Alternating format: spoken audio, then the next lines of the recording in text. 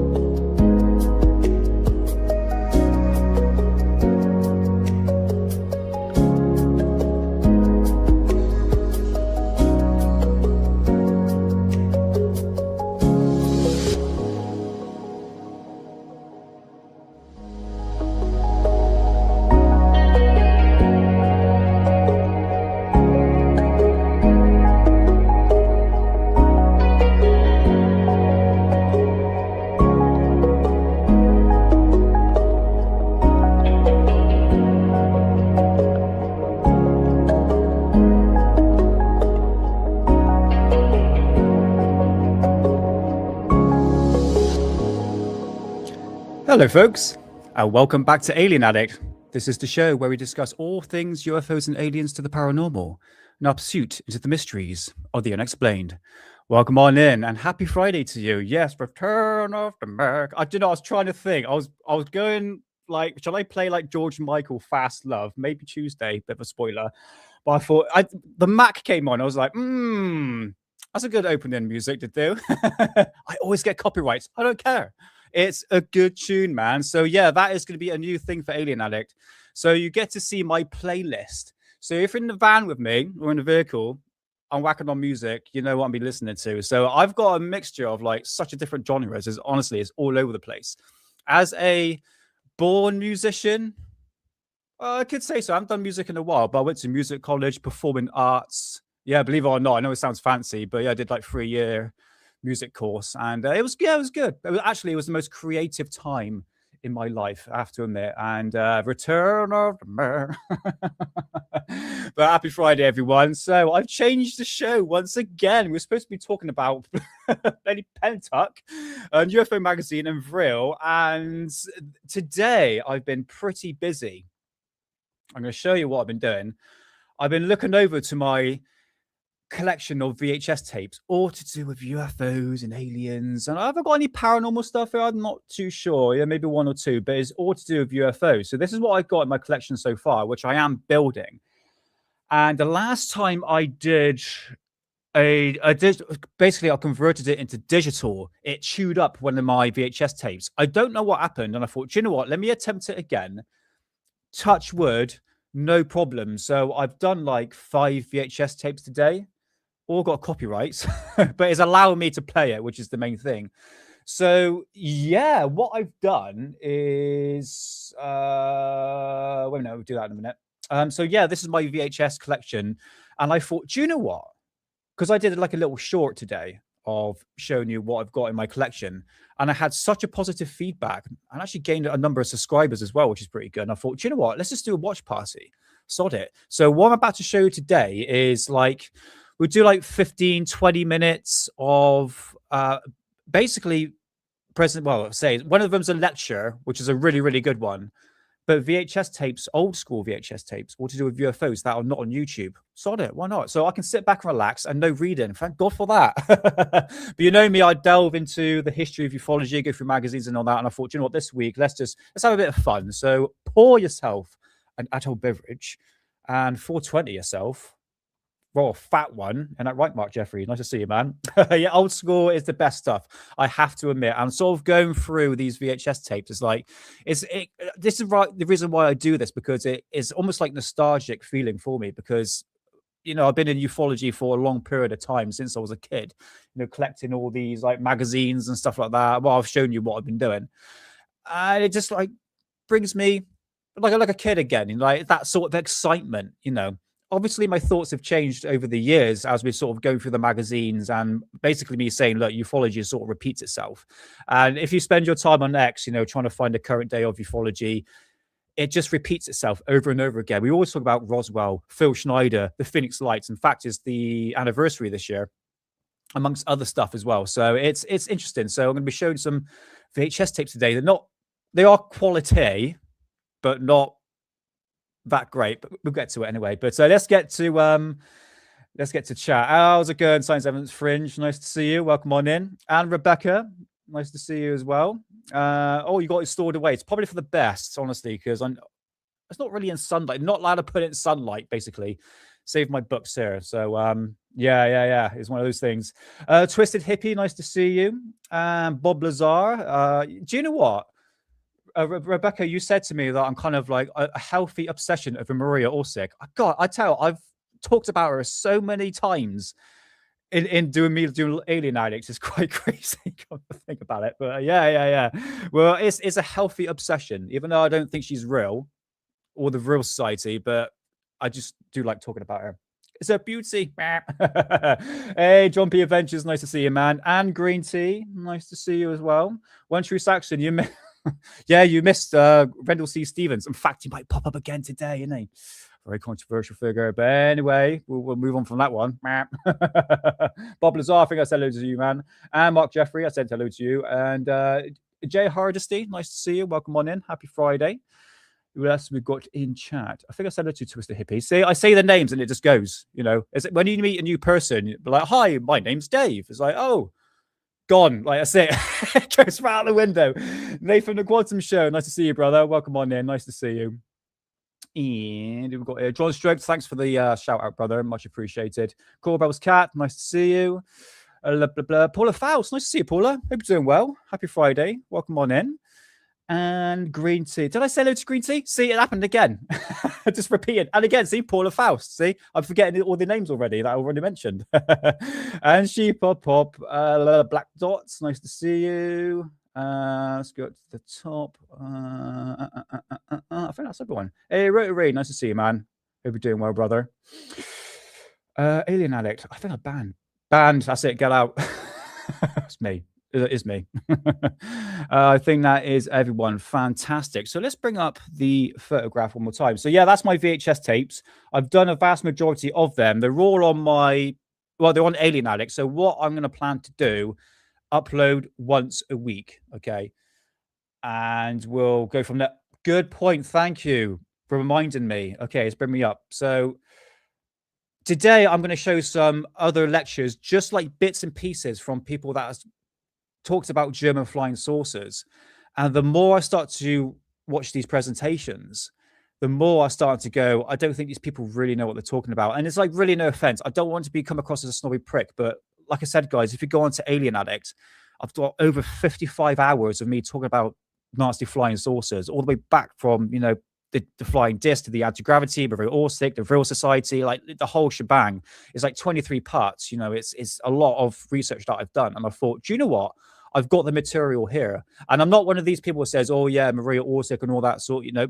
I give you the resources, the dates, the publications. I literally give you some, you know, well, you know what I've been dealing with here, basically. And that's quite important. And I thought, do you know what? Now I'm more or less, I am sober. I can actually got the confidence now to sort of go out to actually do lecture circuits on Nazi flying saucers. It's all in the planning stages at the moment, because I thought, I was debating like last year, but last year wasn't real. was going to say real then. Real great frame of mind, I have to admit. It was quite a really bad year for me, to be honest with you. But this year, I thought, you know what? Let's kickstart this year as on a positive. And I thought, let's just bring this research into the public eye and see what happens with it. So yes, I'll be coming to a lecture, a UFO circuit or lecture circuit near you in England. Yeah, so that's in the planning stages. Maybe in like summertime, because I've got so much material to put together. I've got to put the PowerPoint presentations. It's a lot of material I've got to deal with. So yes, UFO pouring. That's one. Very nice. So yeah, that is what I'm planning to do in the near future. So it'd be good to actually meet you as well, because I'm not just going to stick to the Southwest. I'm going to be like going all over the UK. So it'd be pretty good. Group me at some point. Again, it's where we are, because we're all scattered all over the place. So the people in America, for instance, green tea, you'll have to come over to England, unfortunately. I could just do these live streams whilst I do these presentations, So for these old school VHS tapes, now and again, please, eBay is definitely the best place to do it, to find all. That's where I get a lot of my books and magazines. Actually, I tell you what about magazines. They're really going up in price now. So what I've got here, and I tell you what about that, Corbell's Cat, is the fact that all this material here is old school material. It's preserved. It's in my archive. I'm not the only one who's been collecting these books and magazines, but it's here basically. So the new information that gets put forward now on the internet can easily be scrapped, rewritten, even deleted, so to speak. So this is it. I think let's preserve the past, which I'm doing here. Like I said, guys, I'm not the only one, because these books that go for like a lot of money, people are buying it. So it's like, okay, at least it's in good hands anyway. So I tell you what, that book's at the bottom there. They sell it for bloody grand now. It's unbelievable. Absolutely crazy. So anyway, like I say, I bought this 2 magazines from America. The guy messaged me, he says, I can't find it in my inventory. I'm like, no, and he actually found it. And I've got the tracking order. And here's one of them here. And this is from 1976. That's coming through the post. So yeah, that is one of them. And here's the second one. First UFO murder case. Ooh, spooky ookie. Yeah, so this is what I do, guys. Collect magazines, collect books, collect the whole shebang. That right, Jamming Music Man? Nice to see you, brother. Nice to see you. Yes, Internet Archive, I would say there are a lot of stuff on there, I have to admit, to preserve, good point, to actually preserve the history of ufology. But I just like holding a book. It's like CDs and vinyls now. People start to really it's now back in fashion, these old school technology. So you sort of hold on to it. I tell you what, I used to have like remember the CD players used to have back in the day? I used to have that like when I was in school. They go for a lot of money now. You know what I mean? So it's all changed. But so yeah, I blurred out my surname. Don't dox me. So just quickly, right? I found this underneath. I was going through like my old paperwork, and so when I lived in a flat in Keynsham, there was a gardening sort of competition. But because I lived in a flat and I'm obviously a gardener by trade. Hey, Chilston, nice to see you, man. Welcome on in. Oh, you still got your CD player? Hold on to it, brother. It's worth a lot of money. But anyway, Keynsham in Bloom. This is like a gardening competition thing. And because I lived in the flat, I had like what are they called? Like a Victorian sort of style. I'll show you in a sec. But yeah, I had all these hanging baskets and all that. So I actually won gold. Would you like to see my creation? Ready? Yeah, that was back. What's that? 2019.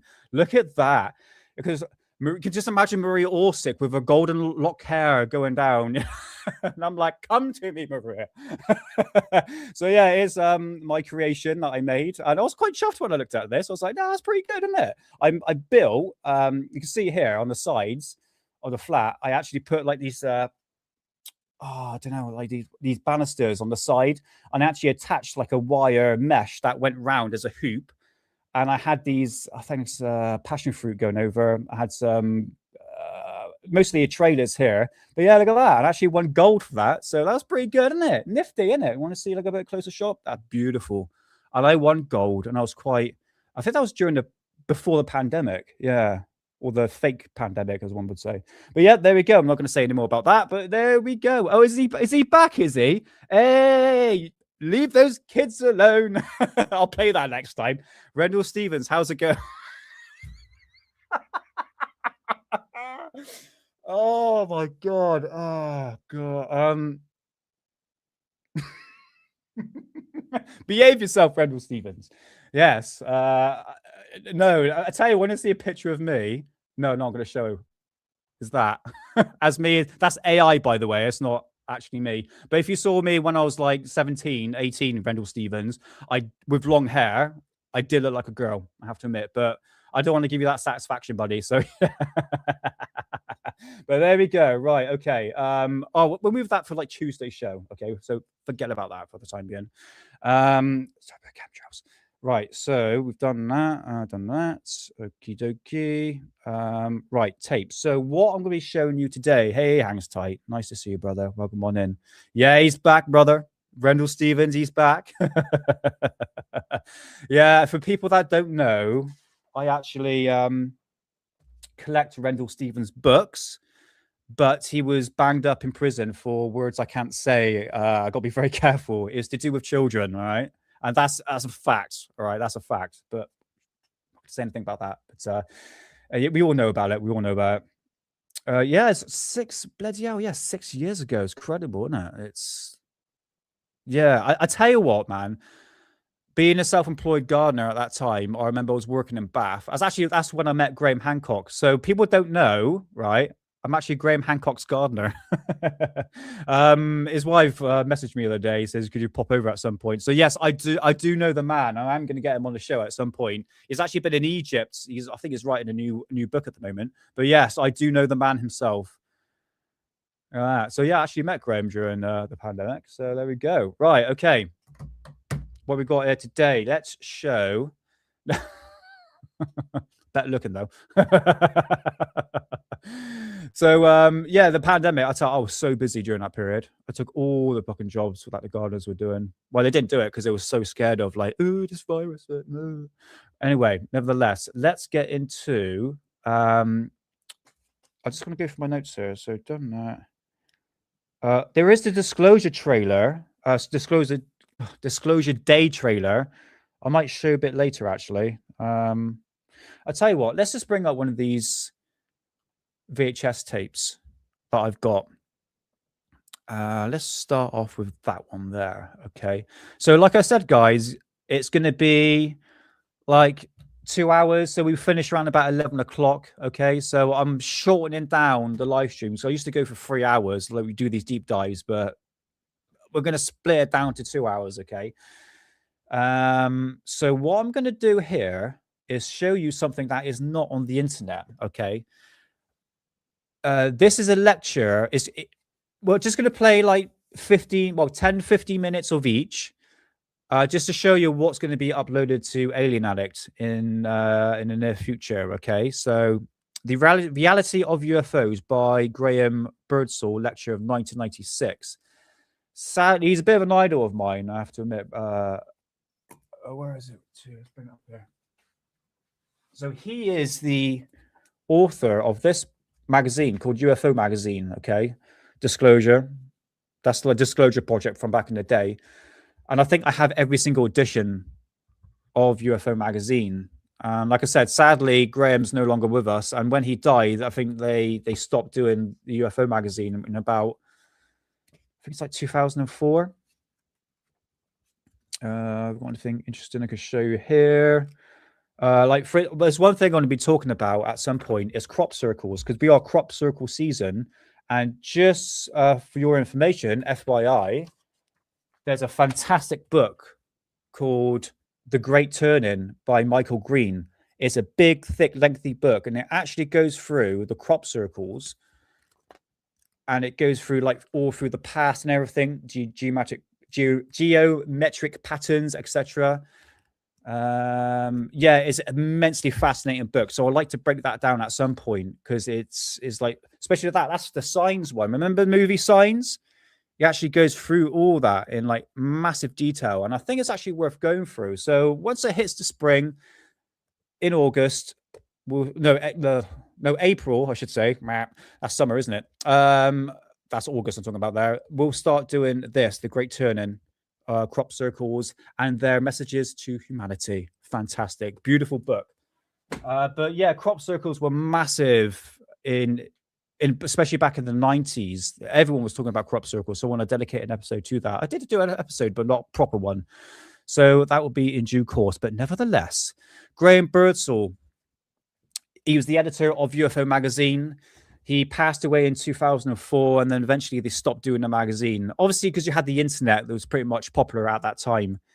So he was a bit of an inspiration for me, but he talks about some pretty good stuff. I'm going to be showing some other VHS tapes as well that you have not seen. Okay, so bear with me. And I'm pretty sure Rendell Stevens is going to pop up at some point. Hey, how's it going? Benjamin Music Man. Nice to see you, man. Love Hancock. That's amazing, by the way. He used to have his, yeah. Yeah. Back in the day. Yeah. Actually, he pops up in one of the magazines when he was in Egypt. So, oh, mate, hot chocolate is on. Fantastic. I tell you what, I got a new love in my life. That Coleman's peanuts and chew nuts. Don't eat too much because it'll give you something called super farts. Bloody lovely, fantastic. Anyway, enough of that. Enough of my pure love. Bloody peanuts, honestly, terrible. Don't eat too much of them. So this is Graeme Birdsall. Let's have a little look at his lecture. All right. So again, it's just like 10, 15 minutes. He talks about UFO sightings back in the day. This is all old school stuff here, guys. All right. It's allowed me an opportunity to work with the chaps backstage I was through once and not have to wait until the videotapes come out to see what other speakers have been saying and showing. Sorry, guys. I just realized it's coming through one speaker. I do apologize. Hopefully be able to hear it. Okay. And I've been just as fascinated as you and grabbing as much time as I can to watch things from the back. Although it is a little bit difficult when everything's back to front. Never mind. All right. Can you guys hear it okay? Turn it up a little bit. Kick off with the first slide, if we may.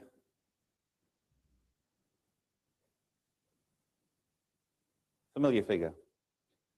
Kenneth Arnold, 1947.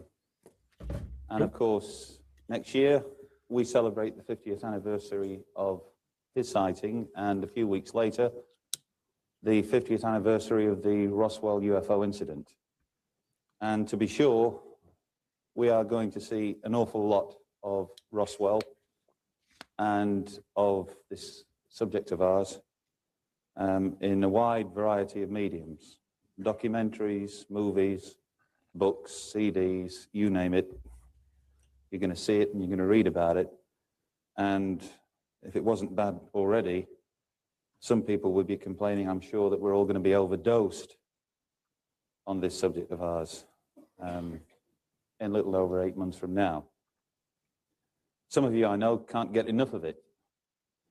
Others are sick to death of seeing UFOs here, there, and everywhere else, but let's have something tangible. Let's have something different. Okay, just to put things in context, this was 1996, and I've talked about the 90s, especially that decade alone. It was massive. With obviously UFOs and aliens, the pop culture related aspect to the phenomena was huge back in the day. Okay, so I remember that so clearly, and I've talked like the TV shows, etc. You know, so it was the decade for UFOs and aliens, and Roswell and Area 51 crop circles got brought up a lot in that decade. Hopefully, over the last couple of days, and certainly today, you've seen something different. You've enjoyed some spectacular footage. I would say so, yeah. That were here for Moving Images on Friday night, and in betwixt all of that, we've had people like Jerry Clark from the States talking about his personal opinions and aspects of the phenomena as it's affected him, the Center for UFO Studies, and likewise Nick Pope. I'm grateful to all of those people for taking time out of their lives to come and share that information with you. But I'm really, really grateful for you taking time out of your lives. That's not my mobile, I promise you. For coming up and giving of your time. So, Arnold, 50 years, all but upon us. We heard Nick talking about governmental interest in this phenomena, going back almost 50 years to the early 1950s, with statements such as that given by Winston Churchill. What's all this stuff about flying saucers? What does it all mean? Let me have a report at your convenience. Whether or not people like Margaret Thatcher and John Major and who knows, Tony Blair this time next year will be asking or have asked or will be asking those kind of questions of people beneath them, as it were, of other department heads, remains to be seen. I suspect that they will.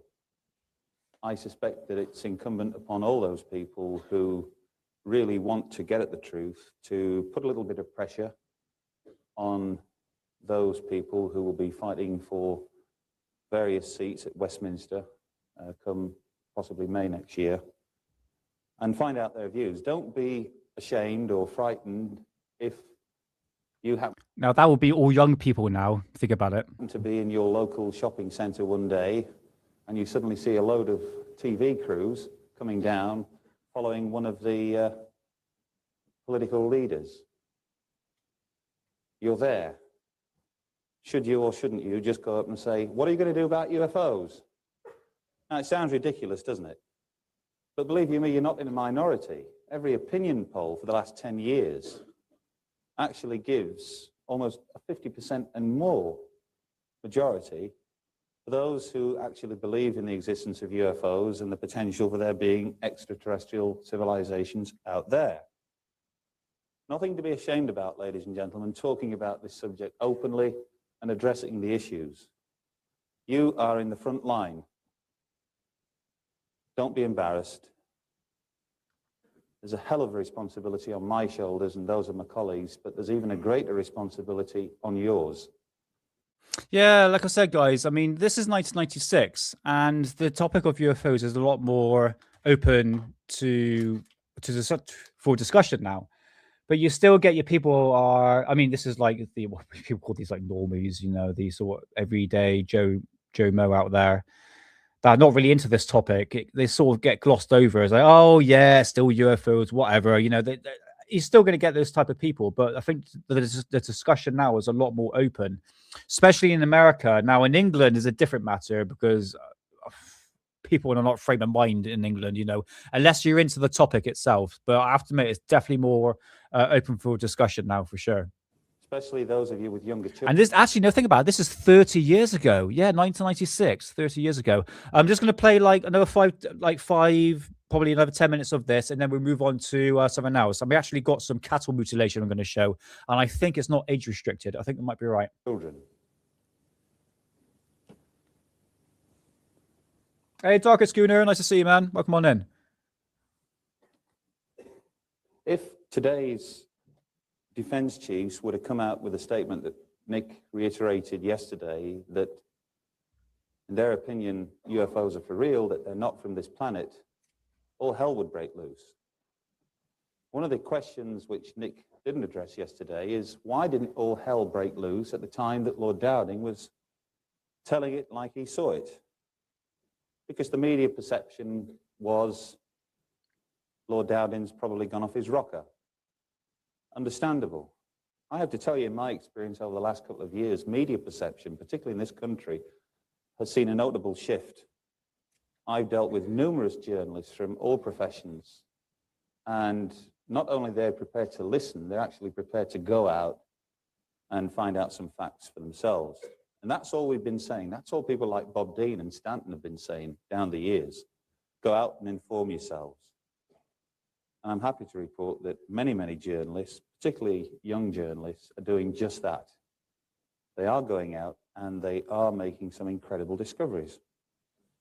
The preview that we were kindly allowed to show you yesterday and on Friday night of the new Dreamland documentary, 1 hours, going out on Sky One on the 24th and 25th of September, is brilliant stuff.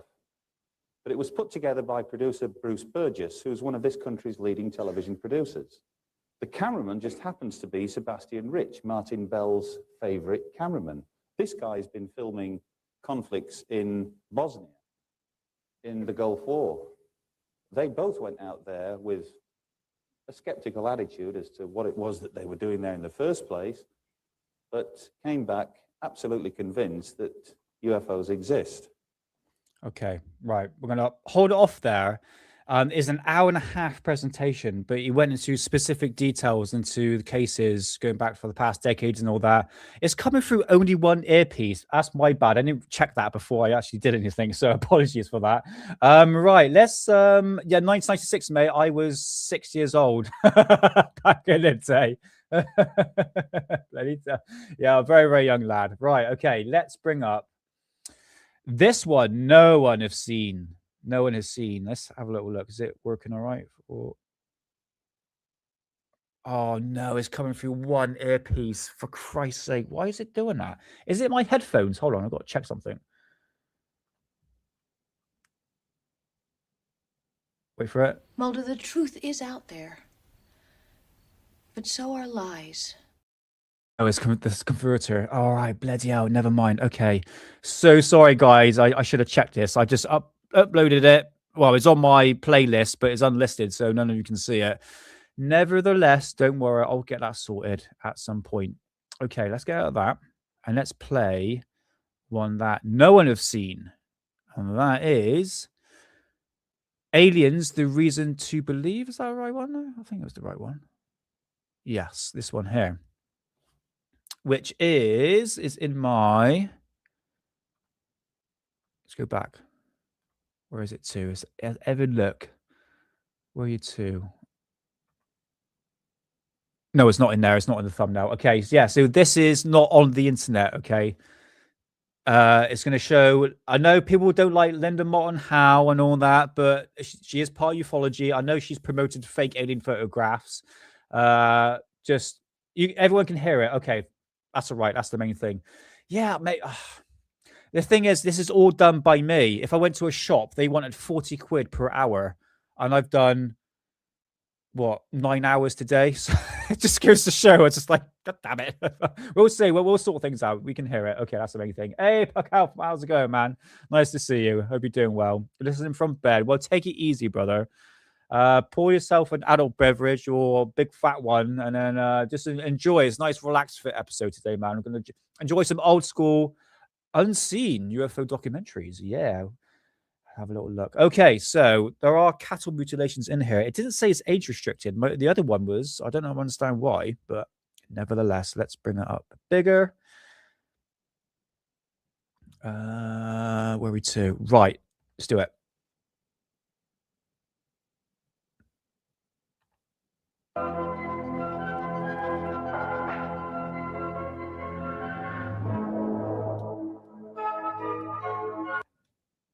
Let's go ahead.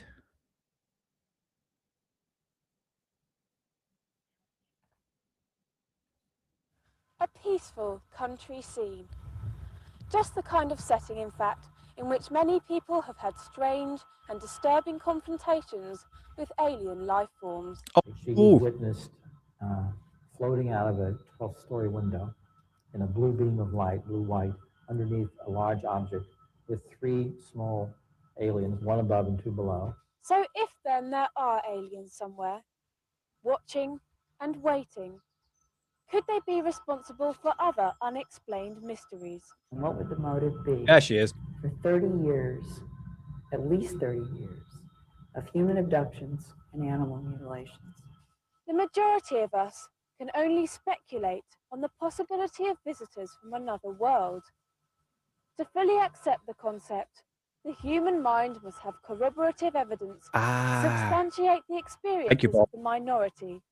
Stereo. But maybe there is such evidence, withheld until now. Oh, you know what I've done? Yeah, you're right, mate. You just clocked my brain on that one. Yeah, I do you know what? I'm going to redo it again tomorrow. I know what I've done wrong. Okay. I wish you could hear it. Oh, it's really annoying when there's only one earpiece. That's right, Woody. No worries, mate. Welcome on in. Sit back and relax, buddy. Nice to see you.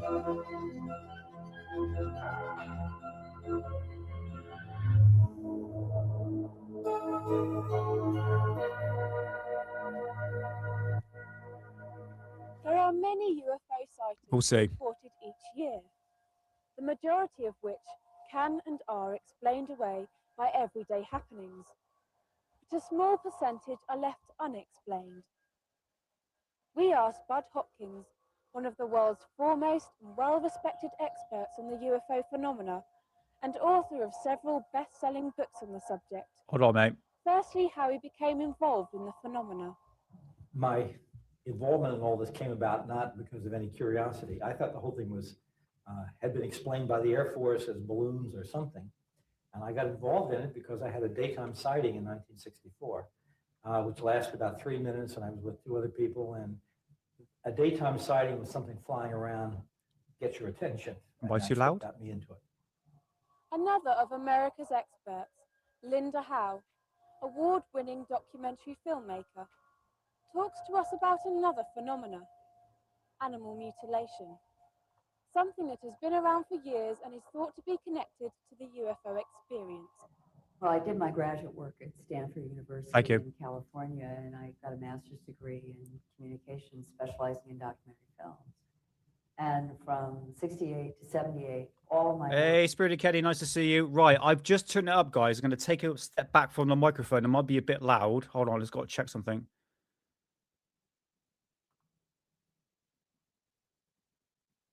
Yeah, all right. Thanks for letting me know about the banner. Yeah, things are obviously copyright. If I stop it now and then, it should be okay. If the stream so happens to go down, don't worry, I'll be back straight up, okay? Yeah, it's just one of those things. I'll just make sure everything's all good. Right, let's do it. work was in science, medicine, and the environment. And in the fall of 79, I was in Colorado, and there were newspaper headlines in Canada, many Western states, Midwest states, all at the same time, reporting a phenomenon that from photograph to photograph looked like this. When you look at over 14 years in my case now. Yeah, okay. Sorry, guys, if I'm a bit loud.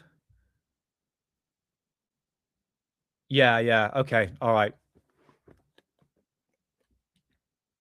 Okay, cool. All right. Yeah, sorry guys, I've just turned it up, but it turns up my microphone. I'm going to turn the volume down just slightly. So yeah, I might have to pause like now and then because due to the copyright. Because is this one actually copyrighted? I'm not too sure. Hold on, let me go check.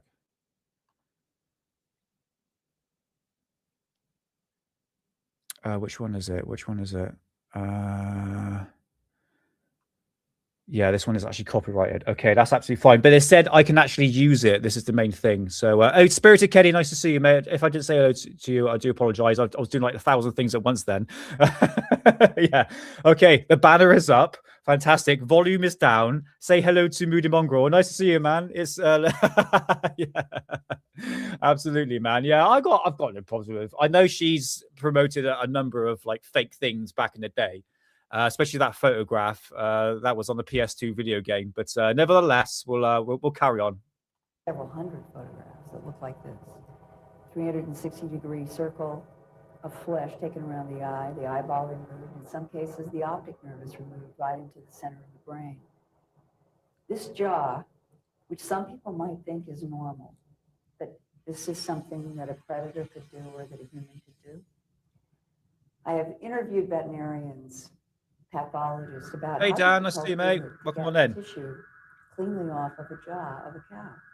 And the answer is, it is nearly impossible unless you boil it off for hours. And yet, case after case, in the West, Canada, and other parts of the world, animals have been found just like this, including missing teeth, jawbone removed. Their anuses have been removed and all that. Yeah, it still goes on today. I don't think as prolific. I mean, if you look back in Mexico, back in the 90s, you had something called the chupacabra. That was big back in the day, and that was some sort of mythical creature. But these are like alien abductions in regards of these cow mutilations, well, cattle mutilations. The jaw flesh completely removed, and yet this particular animal that I'm showing you here was warm to touch when the sheriff got to this animal. That means that this animal was dead only 10 to 12 hours. Case after case, all the way up to 1993 in Alabama, and now about 8 states in the United States, other provinces in Canada, England, Germany, we're getting stories of animal mutilations here. This same face, head of a cow, is reported over and over and over again. The first case was in It still goes on 1967, now. and Okay. it's 1993. Means we're coming up into the third decade of a phenomenon that has tracked and paralleled the UFO abduction syndrome. My own personal opinion, after getting into this, trying to find out what could be going on in the environment that would cause animals worldwide to end up looking exactly the same, country to country to country, with no blood, no tracks, animals being found on wet sandbars, snow, mud, and no tracks, not even their own around them. That is what led law enforcement right from the beginning, at the end of the 60s, to start looking up to the sky, saying, there's only one way this animal was put on this wet sandbar. It had to be from above down.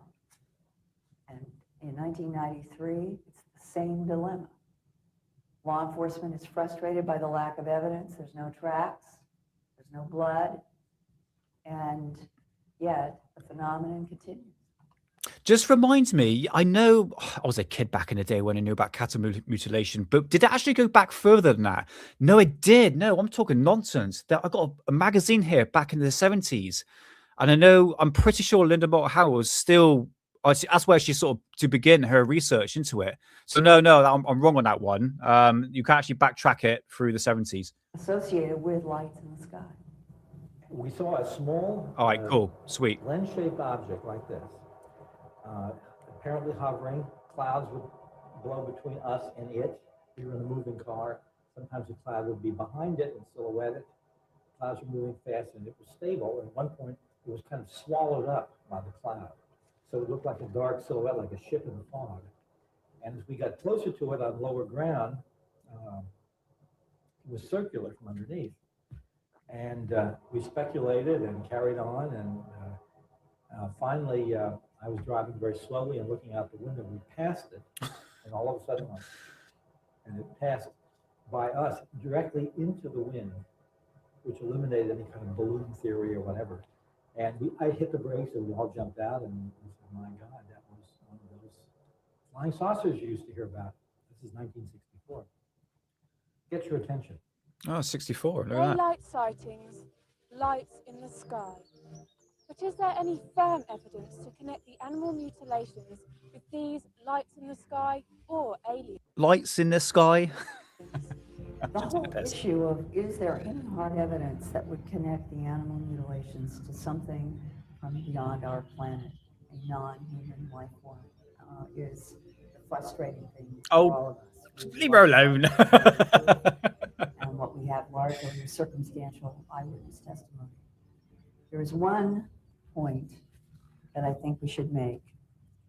This, for example, is a photograph from Minnesota in 1974. Oh, that's interesting. I didn't know that. 60-some circles in a pasture, and there was a heifer found right in the middle of one of these, cut. Eye missing, ear missing, tongue removed, jaw stripped, just like the other photograph from Colorado. Law enforcement has always puzzled when they found an animal inside of a circle in a pasture. This is not an isolated case. Is she? Especially if there are no tracks around the animal, it suggests that whatever made the circle and put the animal there did that from above. Now, so you could say that starting in the 60s when the phenomenon began, tracking through the 70s and the 80s, law enforcement has always been looking up, sometimes looking for helicopters. Oh, yeah, she's 84. So, no, you are right. She would have been like 50 years old there. Not bad. Yeah, I've got to pause. Sorry. Bloody copyright. Sometimes they don't know. But there have been football field, 300 feet diameter orange glowing lights associated with mutilations right from the beginning. There have been law enforcement deputy sheriffs traveling together in a car. I'll get yourself And a they have coffee, mate. seen an orange glowing light the size of a full moon rise right up from a hill near them, split into two. One go south, one go north, waiting to see what happened next and see the two orange full moons come back together and go straight down on what looked like going into the earth. In 1980 to around 1983, a whole series of events. Oh, hello, Sano John. Nice to see you, man. Welcome on in. Nice to see you. It would, from my point of view, would fall into the whole category of firsthand eyewitness testimony. For my work as a journalist, She got now cash. 22 years, I have been doing all kinds of medical science and environmental programs. It's been my experience that when you are dealing in any kind of a story, it's the rare case where somebody is lying or distorting. For the most part, I have found that people really struggle to report exactly what it is that they saw.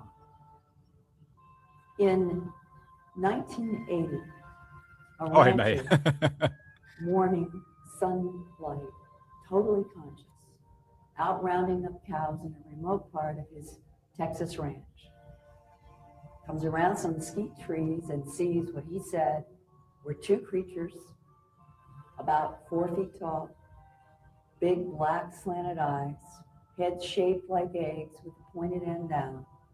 He said they were moving sort of robot-like, and swinging between them was a cat. Oh, no. That's interesting. That was one of the theories. Yeah, for sure. I know Chilster said the same thing in terms of like a biological weapon test, secret nuclear test as well. But to get the state that the cows were in, you know, it seems like something surgical. Do you know what I mean?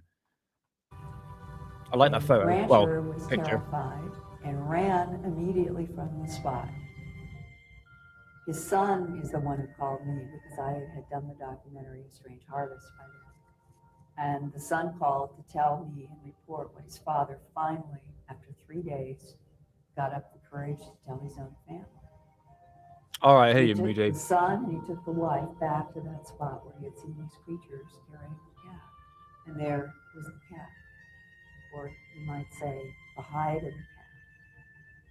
It had every organ, every bone, all muscle tissue was gone.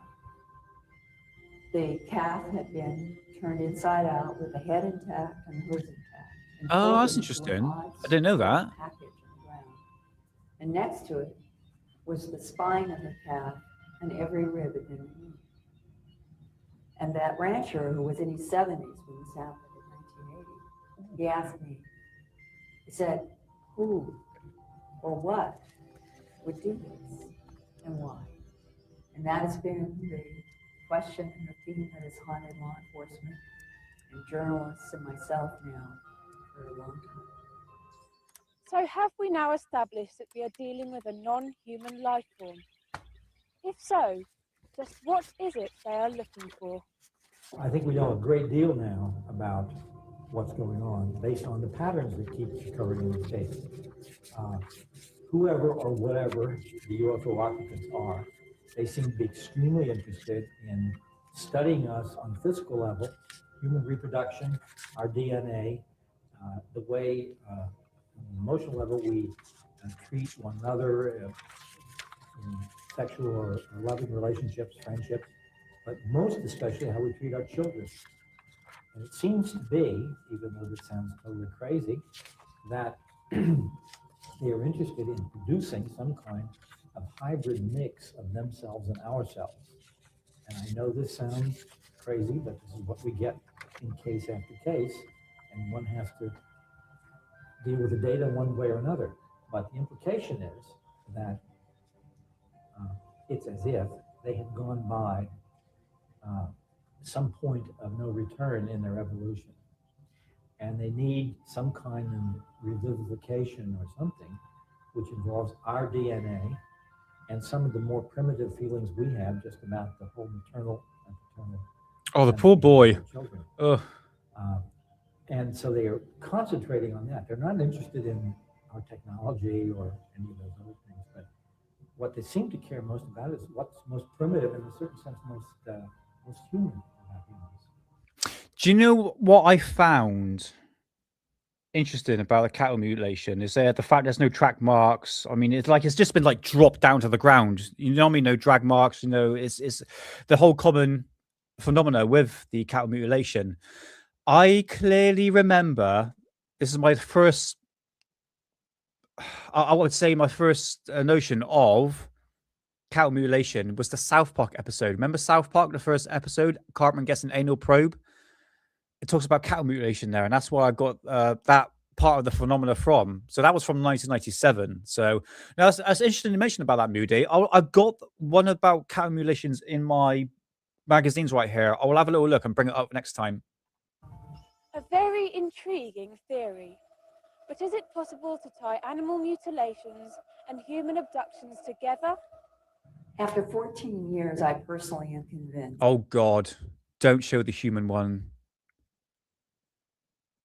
Well, there's no age restriction, so... That there's enough evidence, even if it's Because those are circumstantial, nasty, man. Those are something nasty. non-human is involved with animal mutilations worldwide.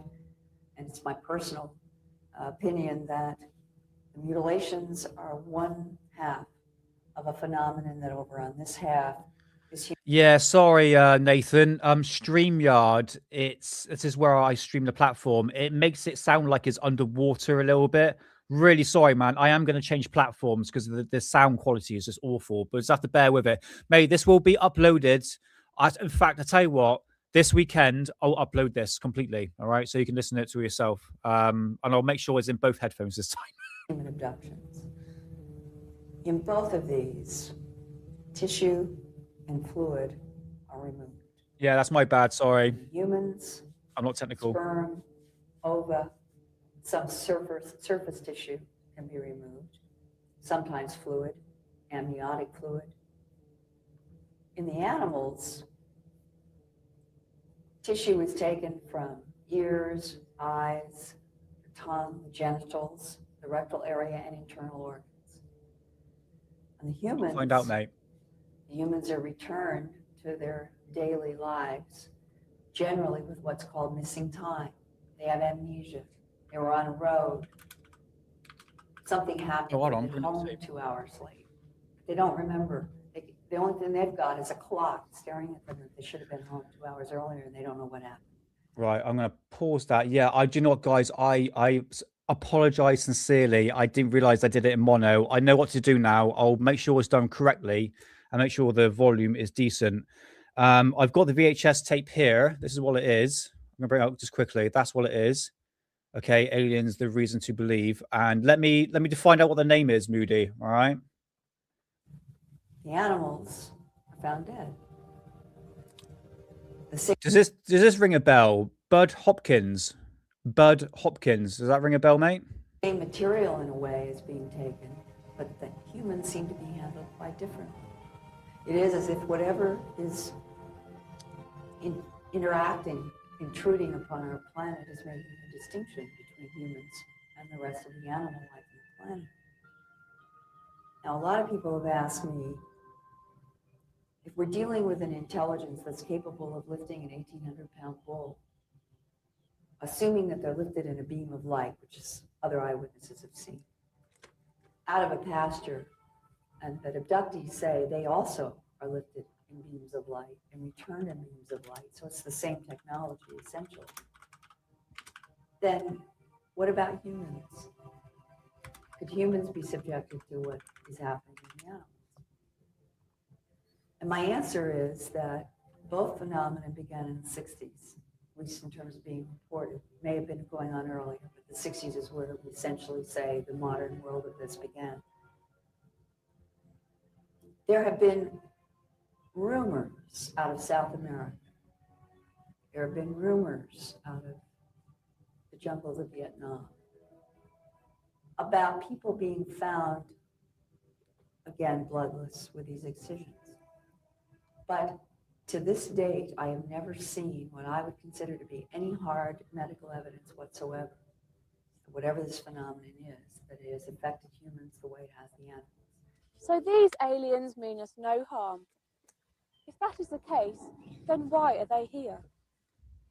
Let's now look at a recent abduction case which Bud Hopkins is involved. Yes, mate. She just said it. Bud Hopkins. That's the guy you're talking about the cattle mutilation. Am I wrong on that one? But hey, Ben from Oz, 1975. Nice to see you, brother. Welcome on in. It's nice to see you. Investigating and seems to suggest a possible new reason for an abduction. we have what seems to be an deliberate alien display of an abduction for the benefit of an important political figure who was a witness to this. And I have dealt with now, this whole complex case, which is amazing, and it's gone on and on. And one of the most important developments in the case happened on Saturday, this past Saturday. In the past year, there were two other extraordinarily important developments. This is an ongoing case which involves large numbers of people.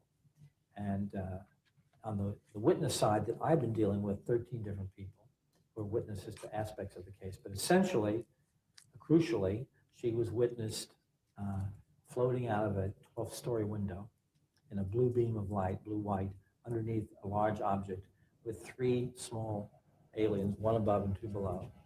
And good morning, Ben. Nice to see you, mate. Linda herself consciously remembered part of the abduction.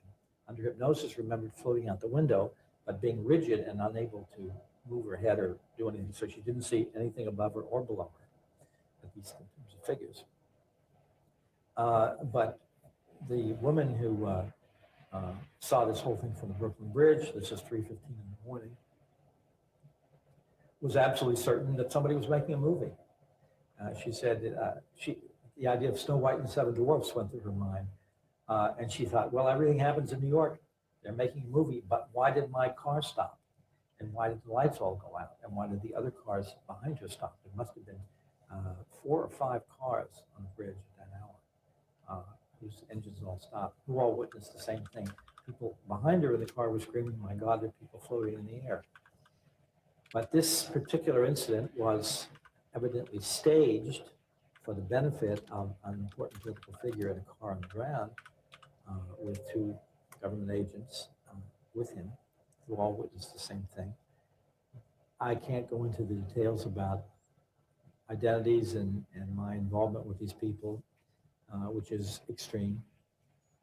And because my hope is that these people will spontaneously and voluntarily come forward and admit what they saw, which would change the world if it so happened. When I say change the world, Mate, I'm looking into the name. I can't find anything. I'll do some research into that. it would change the world to the extent the world would be changed if, let's say, a former Secretary of Defense of the United States, like Robert McNamara, for instance, would say, I have seen the bodies that are held by our people with the Air Force. Oh, that's interesting. That would have, Yeah. there would be people saying McNamara is lying or McNamara is crazy, but still the authenticity of that kind of statement would be analogous to the authenticity here. It would make it infinitely more difficult for people to put this down, especially with the number of other witnesses. One of the main weapons in the investigator's armory is hypnosis.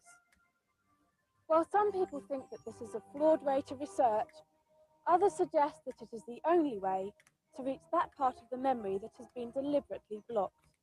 Conscious memory, well, it all starts with conscious memory. We often use hypnosis to help flesh out the memory, but many people remember the whole thing without hypnosis. Some people need hypnosis to help them remember some of the parts that have been, it would seem to be deliberately blocked by the UFO abductees. But the accounts are extraordinarily similar. For instance, recently, I was dealing with a German engineer who was doing investigations in Germany on abductions, and he showed me some drawings of some symbols that one of his abductees had seen inside a UFO. Now, these would be a notational system. And I said, I've got 30 exactly like that. And he was, of course, totally shocked because fantasy would produce symbols all over the place. But if you're actually all seeing the same thing, then the inescapable conclusion is these are real experiences. Real experiences. Just how credible are the witnesses? Travis Walton, probably the most famous abductee, has been subjected over the years to all kinds of tests, but no one has been able to disprove his experience. Actually, from the time I found myself on the road outside of Heber, until the regressive hypnosis, I remembered Google that name, Moody. That rings a bell. most of what came out under hypnosis. the main thing that was accomplished by the hypnosis was to allow me to recall these memories without just breaking down. That was the first time that I'd been able to relate this to anyone. Travis was asked and took several lie detector tests along with the other witnesses. Just what was the outcome? As far as the polygraph test that the 6 crewmen underwent from the state police, that testing actually took all day, and I think there was 3 or 4 series of tests for each individual. They go entirely through the series of questions 3 or 4 times. And as far as my own polygraph testing, there was an attempt to have one in just a couple of days after this happened, and I was still, in incredibly psychological condition. Was that the one with Jack and Carl? Yes, and that test has been was declared completely invalid by the psychiatrists that were in attendance at that time, and by a number of nationally known polygraph experts since then. But I, since that time, have undergone and passed 3 separate polygraph tests under the most rigorous conditions and passed them all. It would appear that not all abduction cases involve just one person. We put this point to Bud Hopkins to see if his investigations were finding the same thing. They're often involving many more than one. I've got 2 cases involving 7 simultaneous people taken simultaneously. Now, in one of the cases I've worked with recently, 3 people I know slightly from a support group in New York, know one another slightly, remembered details of a quote-unquote dream of a certain kind of space, describing a lift and many, many people being processed. We don't know exactly why or how. They're all naked. Now, the 3 people remembered seeing one another and were extremely upset by these recollections. Under hypnosis, well, because they don't know one another, an example, I asked one woman if when she... Right, I'm going to stop that there. I will upload this to Alien Addict during the week. Apologies for the audio. It's, yeah, that's my bad. Moody, I hope you better find out the name of the guy. I'll do some research on your behalf, and I'll come back to you on that one on Tuesday, all right? Yeah, I tell you what, the problem is, Dan, it's these VHS tapes, they're so old now, they're 30 years old, and God knows what conditions have been kept in. It'd probably be down to my VHS player. I might just go to a shop and get it done, because I got the Vladimir Tazinski one that is in terrible quality. I just want to upload it to something, at least color and better audio, do you know what I mean? But bear with me, guys. Yeah, I do apologize. It's the best I can do. They want nearly £100. They'd be like, it's over $100 for a VHS player, and I need the free inputs to go into it. But yeah, I'm sorry, it's a mono. I'll put it into stereo. So that was age restricted, Rebecca. I got one here. Yeah, age restricted. You've got to be over 18 on that, and I know I'm going to get absolutely bollocked for that one if I show it. But nevertheless, I've got another one. So one thing I find fascinating back in the 90s. Okay, I'm going to bring up Jaime Musan, all right? Okay, he did a little presentation, but it's the UFO sightings in Mexico. There was some really bizarre stuff going back in the day, all right? So I'm going to bring it up. Yeah, I'm not. If it says age restricted, I haven't uploaded it. You know what I mean? It's just not worth it, because if you know anything about the human mutilation, especially the photographs, they are brutal. And I mean brutal. They're very, very graphic. I mean, me and Hedden would love to do a show on cattle mutilation, but he says he wants to do the human mutilation. But he was showing me pictures. Now, Sophia's not in chat. If you're out, Sophia, nice to see you. But she doesn't live too far from Bracken Beacons, which is Wales. They found 2 bodies there that were... This was recently, actually, probably about 5 years ago, of these teenagers that were mutilated in the sort of cattle mutilation way. I've seen the photographs. And I said to Hayden, look, we cannot do that. We can't show that on YouTube. Probably Rumble. It is graphic. Do you know what I mean? I'm not going to go there. All right, you want a bit of Heine? All right. So do you remember that, Rebecca? yeah, Hidden sent me a website, and I was like, mate, like this is it's kind of scary when you think about it. Because another theory that to do with the human mutilation, and I think probably the cattle mutilation as well, was the satanic panic back in, well, that's more or less like the 80s, isn't it? That it was some sort of satanic ritual going on with these animals. But how the hell are you going to bloody drag a cow and then drop it off? Do you know what I mean? It like the whole scenario. But again, going back to the, I wouldn't say pop culture back in the day, but the idea of Satanism was pretty popular back in the 80s. Mostly in America, I think that was based upon, but I might be wrong on that. But what I'm going to do, bring up the man himself, Heine Musan, to this beautiful bastard. I shouldn't swear. He's not wearing a pink suit this time, but this is a Mexican UFO wave part 2 of 1998. And he's showing you UFO sightings back in the day. Now, this should work properly. It was a number of I think I did this ages ago. Here with us. Hey, it works. It works. Let's turn this down a little bit. Okay, let's turn that down a little bit as well, because my mic's probably blaring at this point. Right, here he is. And we don't see them. And that would prove also that probably the extraterrestrial phenomenon is just about the same. If we have them, let's watch these so-called rods, because this is also a new reality, and Jose Escamilla believes. Nice to see you, Ray Clay, too. Welcome on in. Pour yourself an adult beverage or cup of tea or a big fat one. And when it's all about fat one, a big joint, come chill. Let's watch some rods, I guess. I mean, rods, I think, just to throw that one out there, prehistoric animals or insects. No, they're insects, aren't they? Whatever. They could probably just be like, what did they say, Moody? It's like slow motion blur on a camera, slow shutter speed. I think that's the word I'm trying to think of.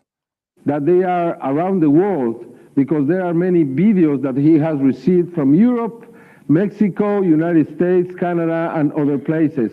Probably you would be able to record. Yeah, we know, mate. You know, anything attached to Heine Musan is most likely could be fake and gay. For these rods, if you use your camera with a shooter and runs very fast, 1/10,000 of a second, and you will be able to see exactly the same things here in England. Let's watch this video. This is the people jumping, as you see, and we see these strange creatures flying very close to them. If we can take out the audio because it's in Spanish. These were some of the first videos that I saw, and I thought they were insects because you couldn't see a thing, you know. They flew very fast, but they didn't have any shape. Even though Jose Escamilla thought that they were probably UFOs that were flying so fast that we couldn't see them. And they are not UFOs, they are creatures. This is the video he recorded with a UFO and the rod that was in there. Many different videos that he had of the same kind. Then with this video that was taken in Mexico, we can see these creatures flying. You see, they move, they fly easily. He thinks that they I'll do a follow-up on cattle mutilation, mate. Yeah, what you're putting forward there is quite interesting. live there because there are so many there. No rods. Hold on. That they look here, we can see them. Look the size, probably 2 meters, 2 yards. I got the VHS tape Look the there. wings. Rods. It's on the Look how internet. they fly. They avoid the parachuters. This video is from the United States, and we can see the same kind of characteristics that we saw in the other video. Oh, do you know what, Rebecca? I did an episode on rods, didn't I? I think I went through the debunk side as well. It's something to do with the slow shutter speed and insects going near the distance of the camera and the light reflecting off it, if I remember rightly. And he believes that some of them are really big, probably 5-6 meters, and others are probably smaller. You see, this is another video from the United States. Organisms, flying organisms not unidentified. This is from Norway. He compared these animals to this kind of fish. Look very clearly, look how big they are. And if I put the video in a normal speed, we wouldn't see a thing.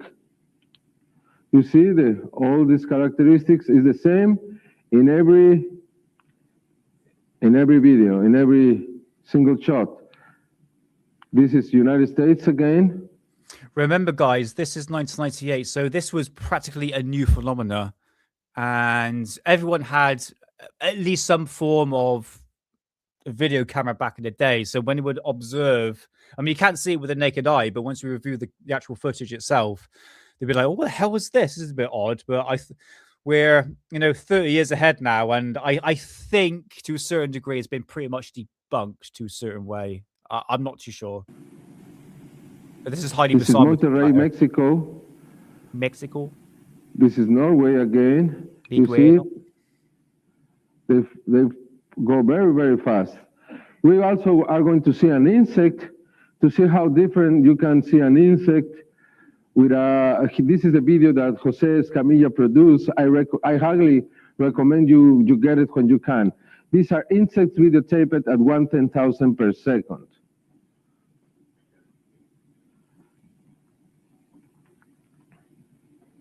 You see, it's a fly. Here. We can really recognize at that speed in the shooter anything. Looks like a flippin' alien there, isn't it? It's a bug, I know.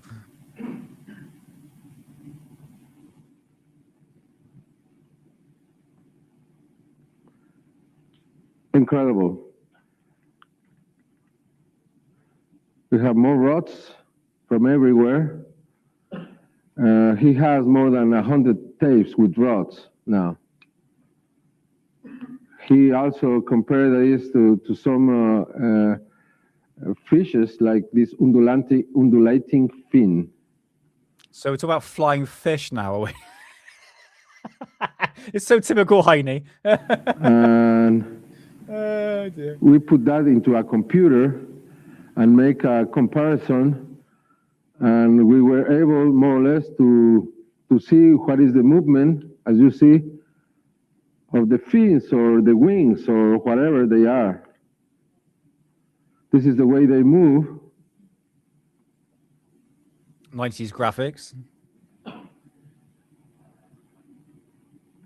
Look at them. This is a video from the United States. It means they are, look how they fly, how they vibrate.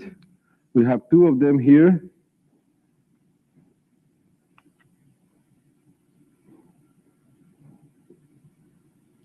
I was supposed to be UFOs, sorry. Yeah, there's computer graphics, yeah. The universities in the United States are now willing to analyze these objects or these creatures or whatever they are. We are going to go on November the 1st to this cape with a group of scientists from the United States and some Jose Escamilla, of course, and other people to this cape in Mexico, in the state of San Luis Potosí, to record more rods. And with this, they will be included into the encyclopedia of the animals, of the creatures living here with us. As you see, at normal speed, we don't see a thing. These are birds that like to go into the cave. And this has been running at normal speed. At normal speed, you don't see a thing. I thought that was Heine Musan then. Like, no, Heine, what are you doing? Now, that looks like a rod there, doesn't it?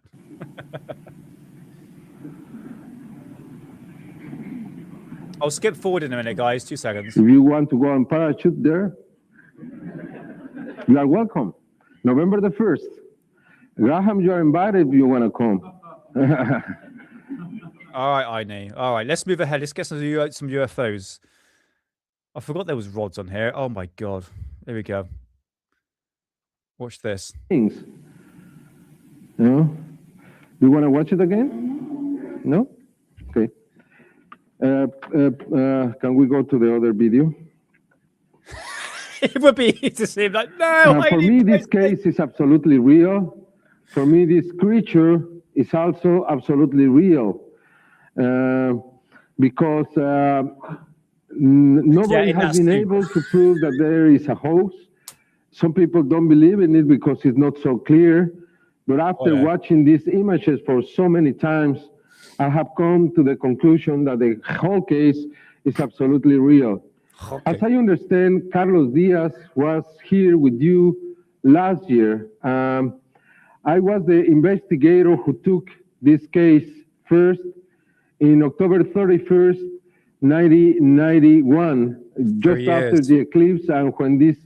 Oh, it's kind of hard to... Yeah, this is 1998, mate, so 28 years ago. So yeah, they're off 30 years, mate. Flap was beginning in Mexico. As you know, Carlos Diaz claims to be in touch with some beings that he calls the light beings, beings or seres de luz, beings that are here living with us, which are human, which are really worried about the future of Earth.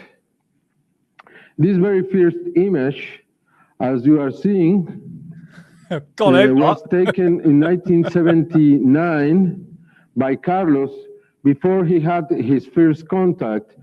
It seems that he had been chosen because... If I do my first lecture, I'm dressing up like Maria Orsic. It has to be done. This was taken in his house in Mexico City before he moved to Tepoztlan, a volcanic area also in the state of Morelos, where many people have claimed to see UFOs. This was the first image, the first time that he photographed the object. If we can stop it here, please. He's a professional photographer. Wait, I know exactly what sighting he's going to bring up. This was thoroughly debunked, wasn't it? We'll get to it. And he was very close to Mexico in the mountains, looking east of Mexico City, because he wanted to get a sunrise, 5:30, 6 o'clock in the morning. When he saw light, he was very close to the edge of the road, as you see here, and he thought that he was looking something was burning under the how do you say the ridge, correct? And he observed this light coming up, and as you see here, he took it in 1/15 of a second. Then the object, this is not the real shape of the object. The object is being reflected over the car, over the hook of the car, and you can see also that the lights of the car turn really, really bright. For some, and the car, as Carlos says, started shaking. I was able to go to this place, and I found so these are a plasma object. This object is not solid; it's plasmatic. Or a lampshade. These pictures were taken when I started the investigation, because I asked Carlos to take more and more pictures of this, because he claimed that he was still in touch. Really? Look, these little lights. Oh, the tracking? There we go. Okay, look, these little things are in the object. He says that he has gone into the object, but he has to do it in the clear areas because the red areas are really hot. Oh, God. And he took dozens and dozens of pictures. And I asked Carlos if I could go with him. And he said that he didn't know when he was going to have a contact, that he felt it here in his body. And then is when he knew. Has anyone taken a photograph or video footage? We'll get to the video footage in a minute. It literally turns off like a lampshade, honestly. I'm pretty sure this was thoroughly debunked. that they were coming, and this was not on daily. Oh, don't worry about that, mate. I'll be basis. fine. We can see some energy around the object. Ionization, probably very hot air around the object, because when they create a vacuum, they push the air molecules away, and then the friction creates that kind of energy. Oh, right. Okay. Hold on. Then Moon at New Next. Nice to see you, man. Welcome on in. Nice to see you. Hope you're doing well, man.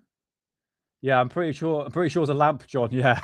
asked if he could have a video, because I just didn't need pictures, but a video. And this is the first video he took on December 3rd, 1991. Oh, I got video footage of it. All right. Okay. This is the object very far away. But as we can see, it has the same shape. And then the object got closer.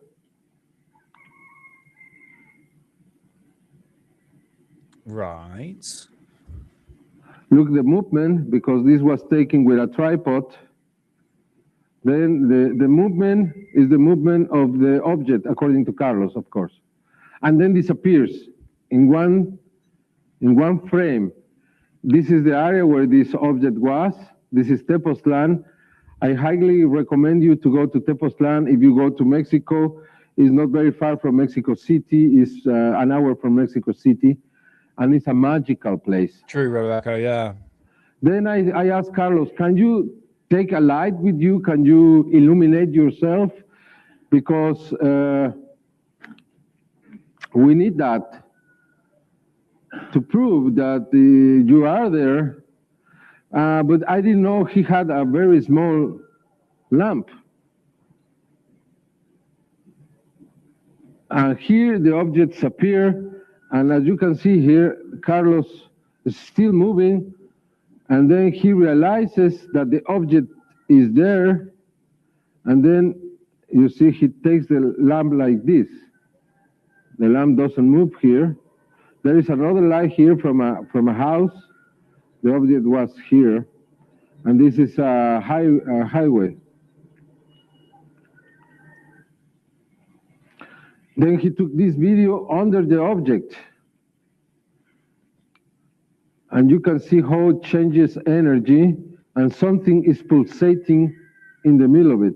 Okay, we've got film footage now. All right, let's just start. Oh, Heine. This is the only contact of its kind. Carlos, after the first sighting, looked for it. He went to the mountains where he had the first sighting until he found the object, and he lost conscience there. These are some of the analysis of the energy.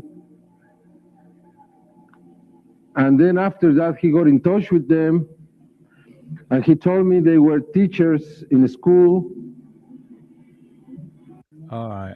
And he's now here giving a message, because these beings are really worried with the future of Earth. They say that the light around the Earth has changed, and that life is changing in the Earth. The planet, they say, is dying. And all these creatures, according to Carlos, they have taken cells from every creature on Earth to be able to put them back when the destruction is over.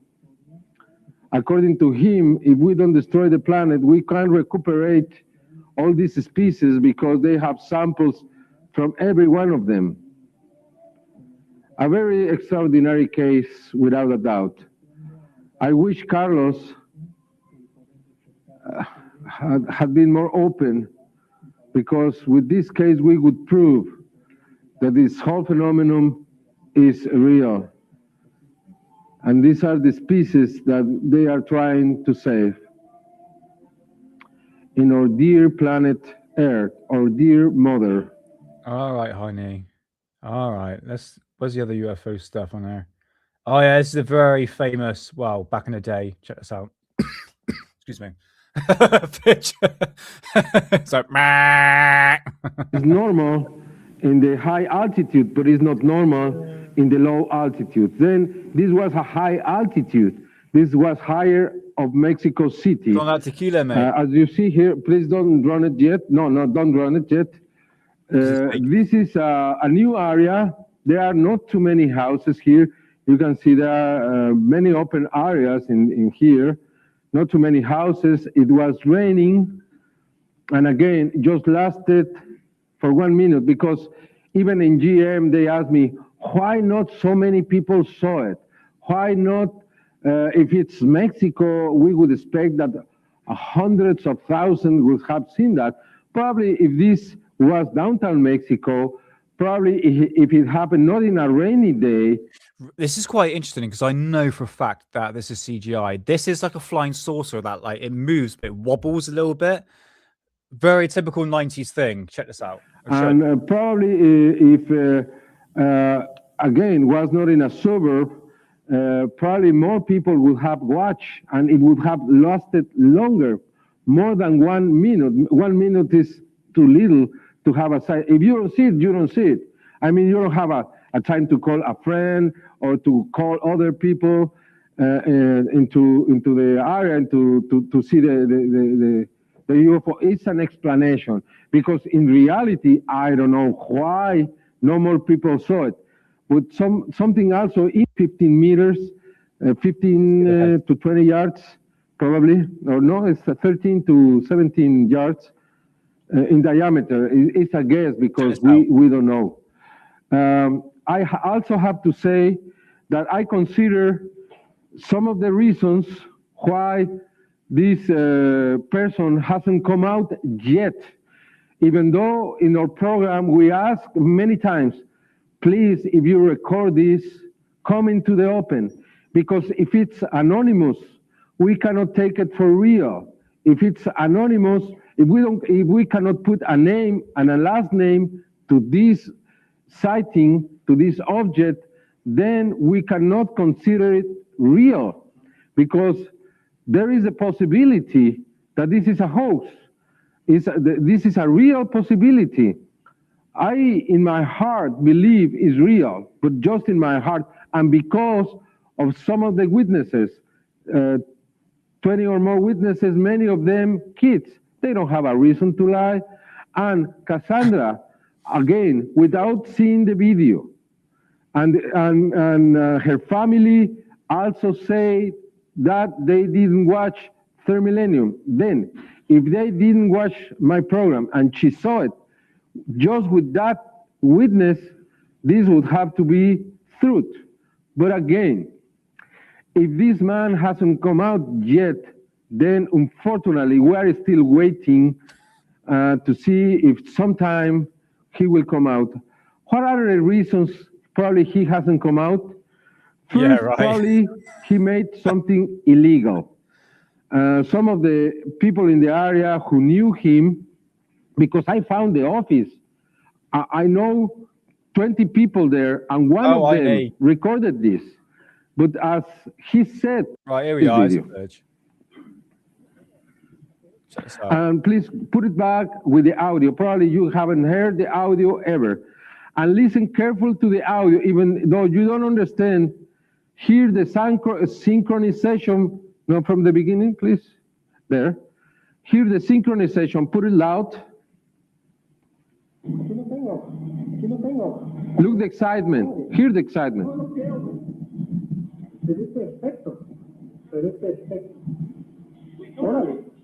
Do you see? There it is. Yeah.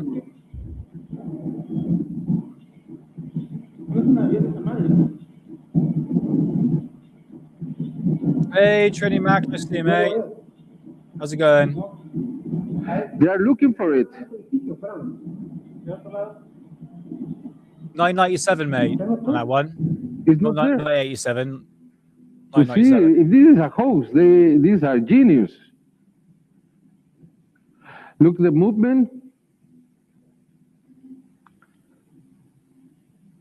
If somebody wants to prove that this is a hoax, I think what Ananda did is very fine. If we want to prove this is a hoax, let's make it again. Don't you think? If they want to prove the crop circles video is a hoax, let's make it again. It's the only way. Because it's how easy it is to say, oh, that's a hoax because this and this. This man from MUFON said, it's a hoax. It's 1 in a trillionth the possibility that this is real. If you take the age of the universe in seconds, from 15,000 million years ago to now, it has passed just 500 billion seconds. Can you imagine? What is a trillion? Excuses. Then I don't think that analysis is objective. This man wants to feel he is so right. And this is the avenue. We found the buildings. We went there. This was recorded on the morning of Monday, the 29th. It means that my program was very successful because I had the report right away. This is the building where this was recorded. A very obscure building. You don't know who is in there. You know, high security. We surprised. Yeah, I think this is fake, to be honest with you. Going to be honest with you. I mean, this is a built-up area. Let's move on to... Okay, so I'll upload that at some point. All right, let's move on to the final one. All right, this is some very old footage of UFOs in the sky in the 1950s.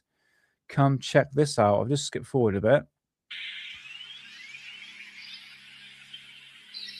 So these are like archived footage, all right? But the Heine one I'll upload, don't worry, in due course. He has built a TV empire, mate. Yeah, for sure.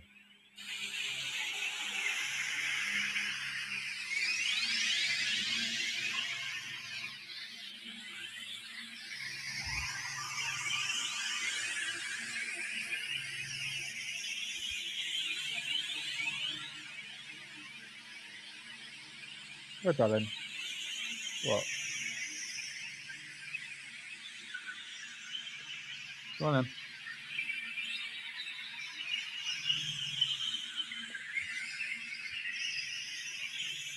What did you tell me?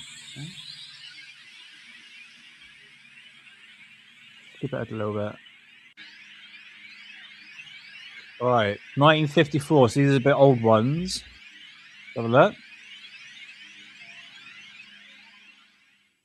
A flight was made by a party of Scandinavian cameramen and astronomers for the purpose of filming the total eclipse of the sun. This is a factual account of what happened during that scientific mission 3 miles above the Earth. While the plane was climbing to gain the scheduled height of 15,000 feet, the passengers were busy assembling and checking their instruments.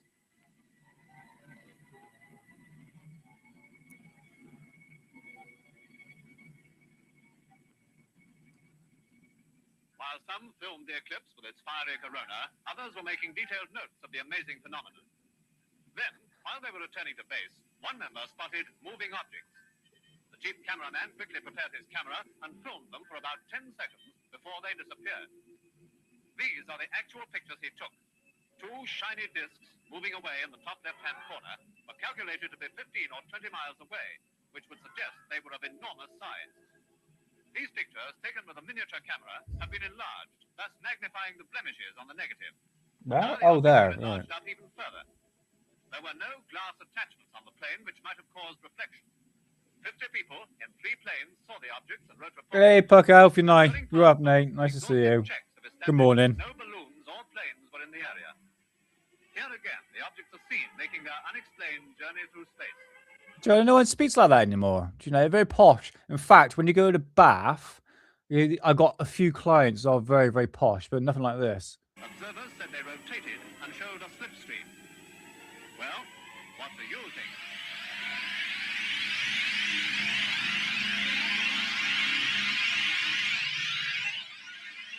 Mate, he's on my lap. He bloody stinks. You stink, mate. Mm.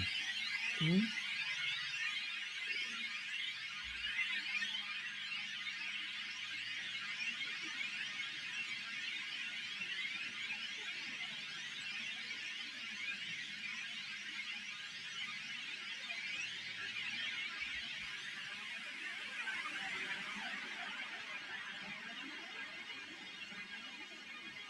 Yeah.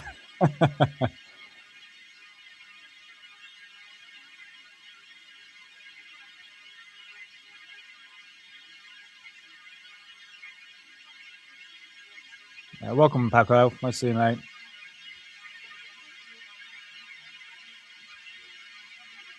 Now, these are old school. Well, I'll say more than old school. Yeah, darling.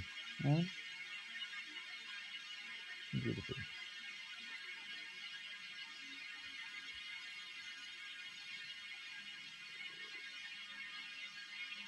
Yeah, true, mate. Yeah.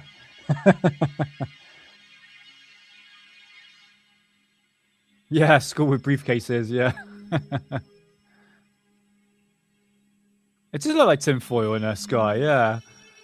So 1957. So look.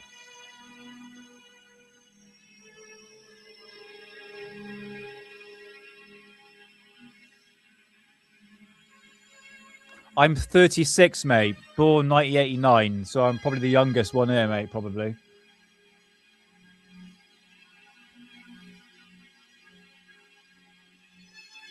Oh, you're 22, Gobstopper. All right.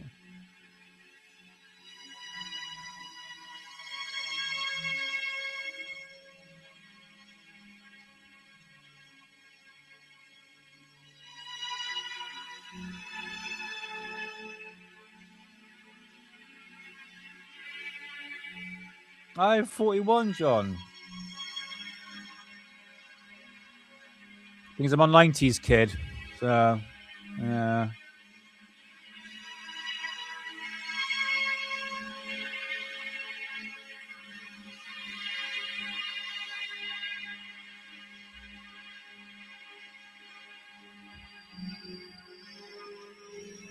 Ow, dude.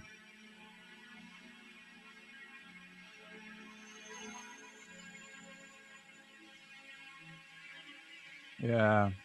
Great music. Great everything, I imagine.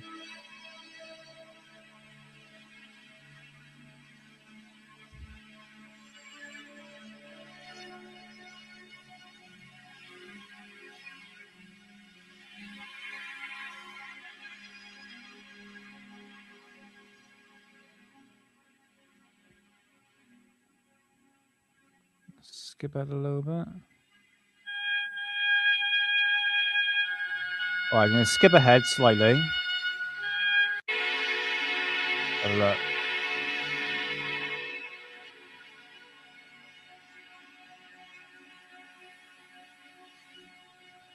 Oh, I know exactly what this is. This is Gary Barker, called The Lost Creek UFO Sighting, which is a well-known hoax. I've shown the video before, and this is the UFO flying over the airport. It's definitely fake, guys. Definitely fake and gay. Wait for it. Wait for it. Or is it? Am I wrong on that one? You should should see a plane go by. Might be wrong.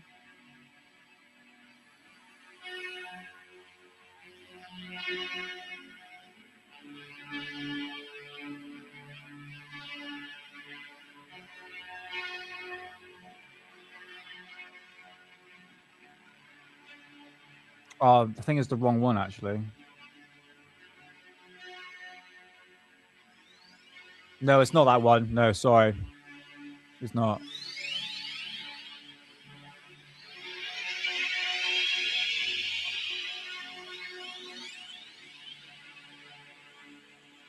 All right, skip ahead. Right. The lower right-hand corner, in this slowed-down version of the original sighting, blown up 5 times. There we are. Here is the same footage in original format, again slowed down, with the UFO starting at the top left-hand corner and going again into the lower right-hand corner. As with most UFO sightings, this was photographed completely accidentally. No one saw a UFO, and no one ran away to get a camera. This footage was shot by a man making Really? a documentary Bloody hell. for the local government.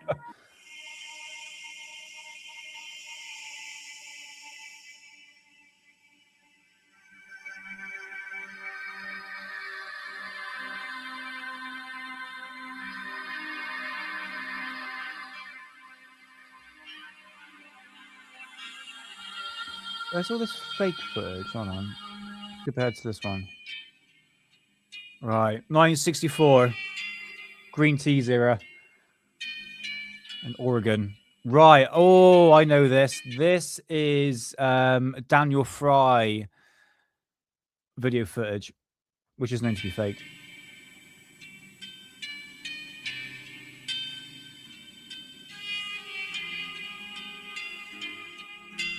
Like a spinning top.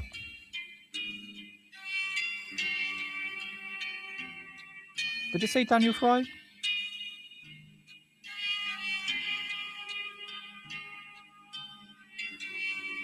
Hold on, so I'm just going to go back a little bit. Yeah, Daniel Fry, I thought it was. Yay. There we go.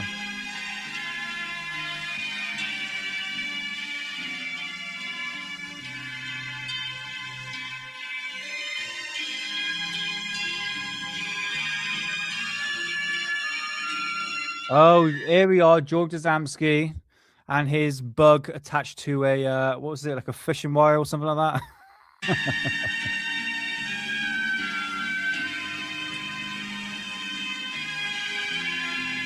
There we go.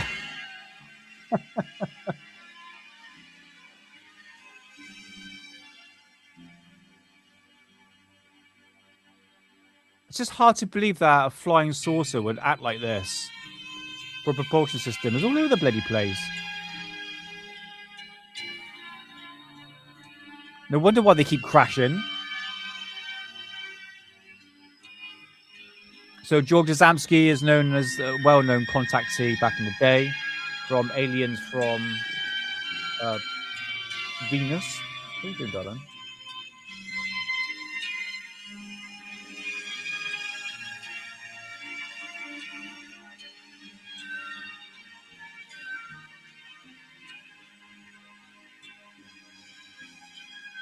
Yeah, possibly, yeah.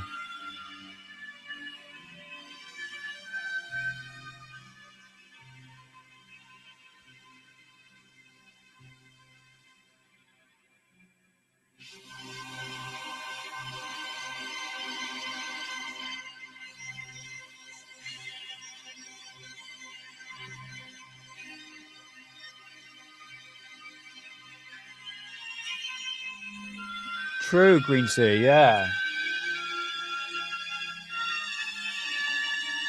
That's good, yeah, George Adamski, yeah. Look at that, bloody terrible.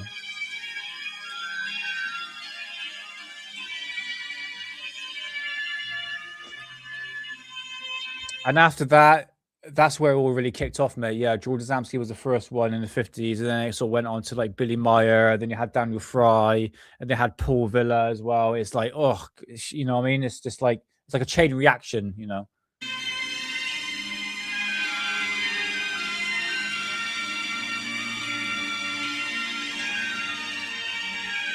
But I have to admit, I kind of love it. Same with you, John.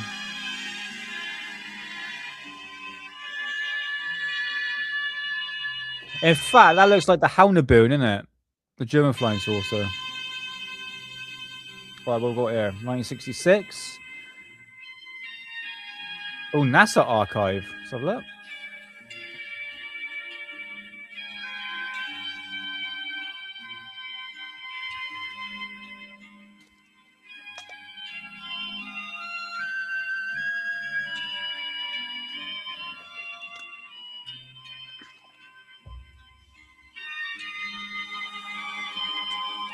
All right.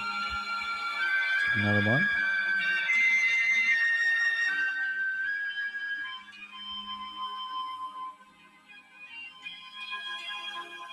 Or any 90s stuff. Let's have a look.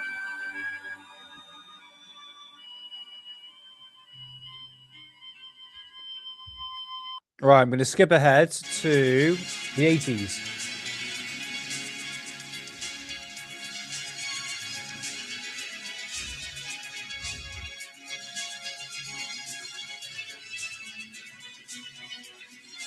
Yes, I have green tea. Yeah, to be honest with you, every single UFO channel is talking about it, really, until we hear more information about it. But yeah, he's just gone missing. I mean, there's nothing else I can really go by, really, unless there was more information found out about the guy, but so I didn't really talk about it because everyone else is talking about it. But yeah, he's just gone missing and no one knows where he's gone. But yeah, it's very odd. Very odd. Hope he's all right.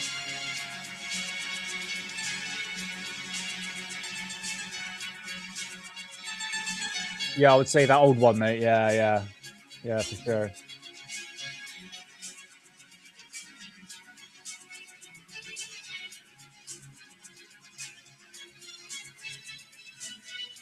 Oh, really, Moody? I didn't know that. Ah, right. Yeah, because it was pretty much like a cult, wasn't it, behind it?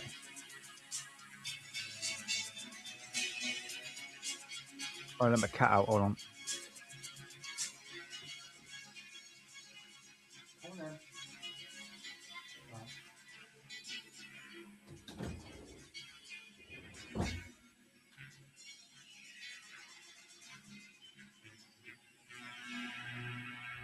Oh, dear.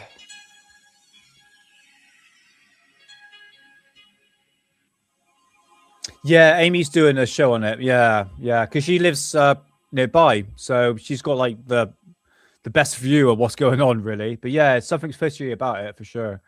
I hope he's all right. Oh, who's this? Who's this? Wait for it. Billy Meyer. Here he is. Let's have a look.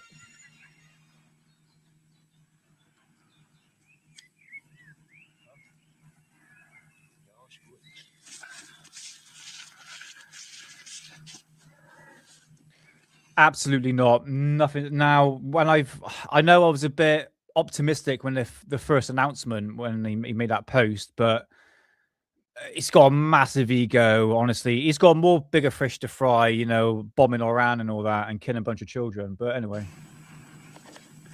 Hey, Gobstopper, thanks for much appreciated, man, for the £5 super chat. Hold on. You can put. I'll put a bit bigger. There you go. I'll come back to this. Yeah, mate. Thank you so much for the £5, mate. Is much appreciated. Thank you so much for the super sticker. Awesome. But yeah, guys, I never beg for money here. I like I said, but any donations is very kind of you. But yeah, I don't normally know what to say to honest when people give me money. Just say massive thank you, much appreciated, much appreciated. So he's stuck in a bloody tree. There he is, his wedding cake photograph. Beautiful.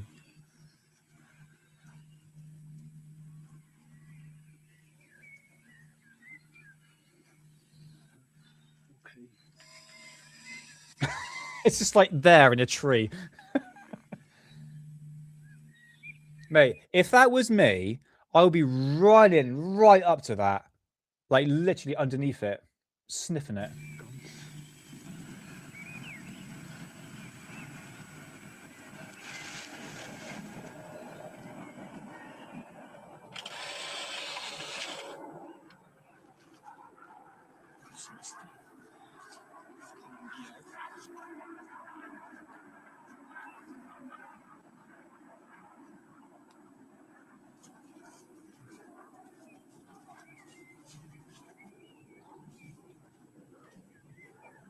Sounds like it. But it's just there, Dan, you know, it's just like I want to see it disappear, but the frame will go a bit funny. Hold on, wait for it. Oh, I didn't go off frame. Oh, never mind. But yeah, that is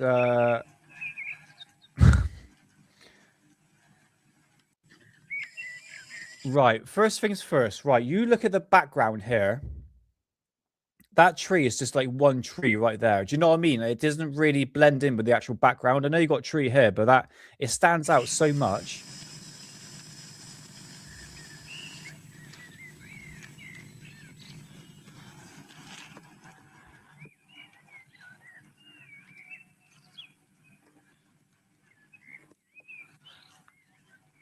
Run to it, Billy. Run to it with your one arm.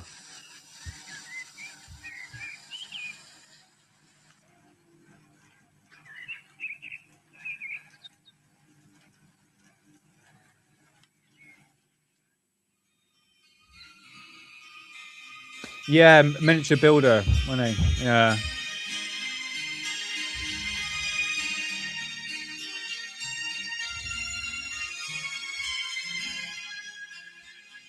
Final dot. That's in the end.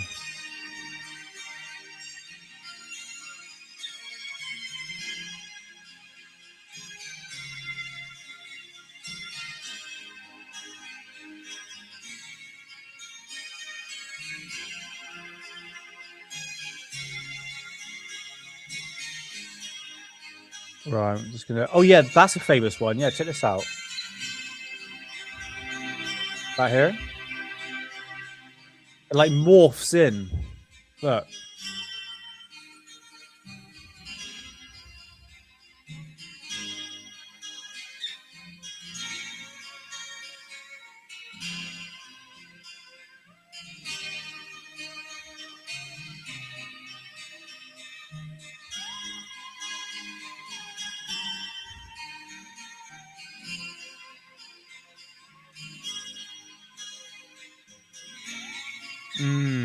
Didn't it?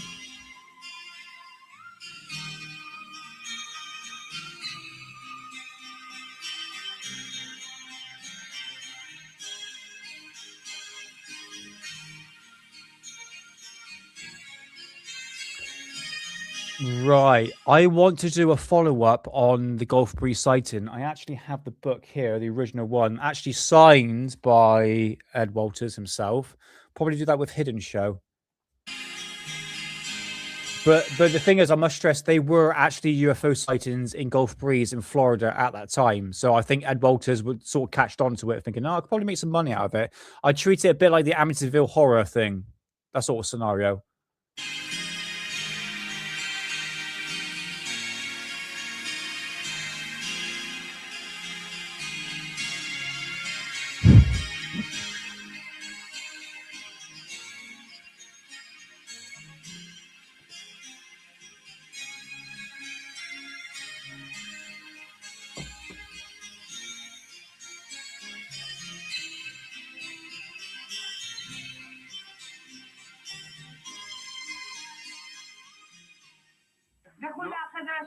Right, we'll do this last one.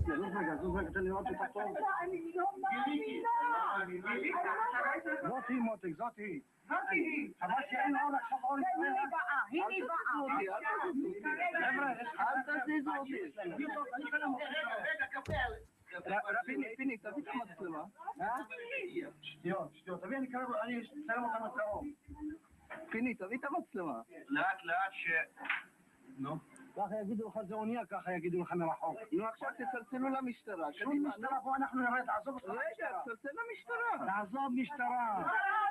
אני הפסקתי עם המשטרות. אני רוצה לחלם אותם קרוב. אבל השאלה שזה לא יברח. הוא לא יברח. אם עכשיו אנחנו יודעים מי לא יברח. הוא חייב לרדת למטה. Yeah, it just sounded legit, mate. Yeah. Yeah, especially nowadays, mate. Yeah. All the AI nonsense. Let's get her.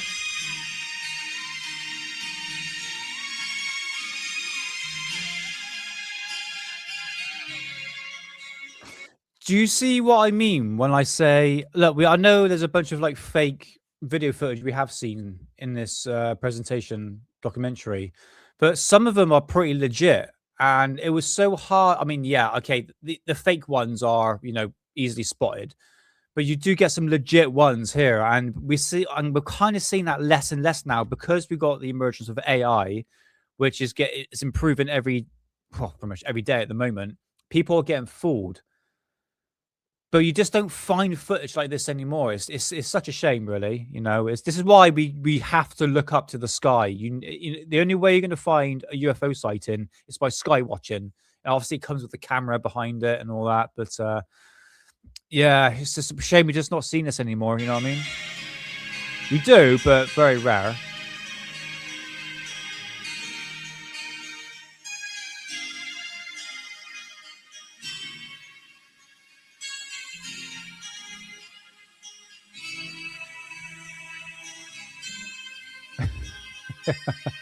Yeah.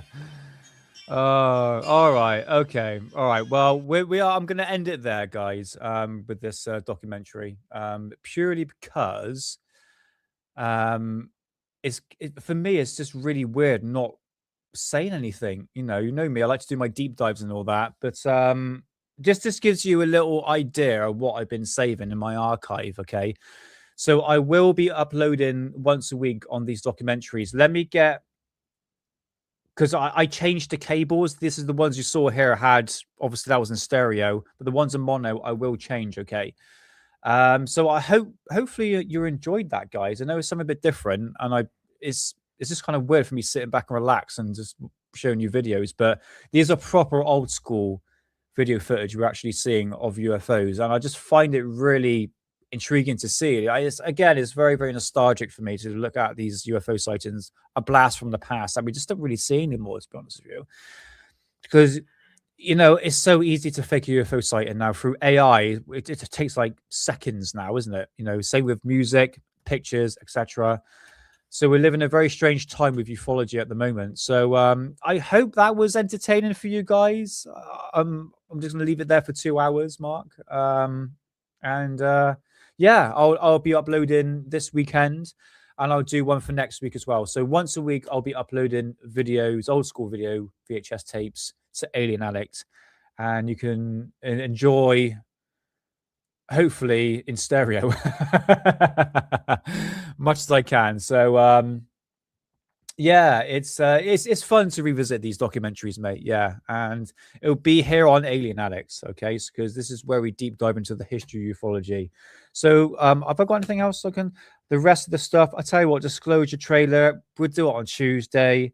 We'll talk about Pentuck incident. We'll go through UFO magazine. I can talk about some Nazi UFO stuff on Tuesday. So there we go, guys. So come say your goodbyes now, and massive thanks to Godstopper for giving me the £5 super sticker, I should say. Thank you so much, man. It's really is appreciated. Thank you.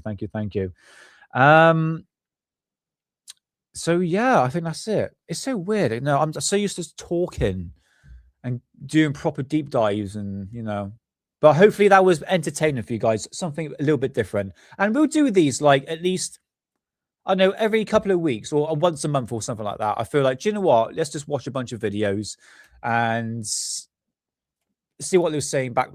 See what the footage were back then compared to what it is now. You know what I mean? So Green Tea, thank you so much for being in chat. Much appreciated. John Stokes, thank you so much. Moody Mongrel, Goldstopper, thanks again for the super sticker. Ben from Oz, Sheep Hop Pop. Black Dot, Rebecca, and Booty Coon. Is it Booty Coon? Is that right? Booty Con or something like that. I do apologize. Hold on, I'm going to get that right because you put a really nice message earlier, and I want to get your name right. Let's get your name right. And I have to put it through. Hold on. Yeah, I just looked at Richard D. Hall. He has uploaded a new video. Which, funny enough, I put Richard D. Hall in Google and it came up straight away. Couldn't even find his website going back last year. Let's get you. I'm sorry, because my reading, mate, is absolutely terrible. Budikin, is that right? Is that right? Budikin? I do apologize, mate. But mate, thank you so much for being in chat. It's much appreciated, brother. Thank you. It's always good to see newcomers here. Corbell's Cat as well. Thank you so much. And Trudy Mac, fantastic. And thank you so much, Rebecca, for the kind comment you gave me, calling me a ufologist,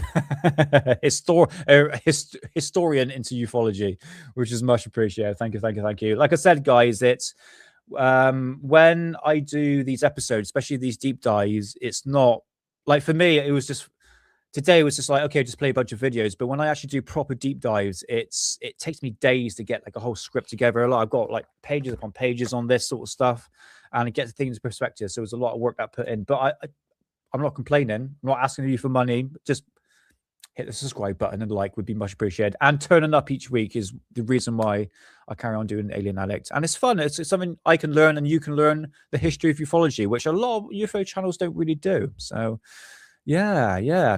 Oh yeah, I had Betamax. I heard about that, mate. Yeah. Better quality VHS. Right. Let me just Google that. Hold on. What if they got them on eBay? The thing is, mate, I've got a digital converter and it needs the 3 prongs, you know, the 3 inputs. Hold on. Betamax. So look.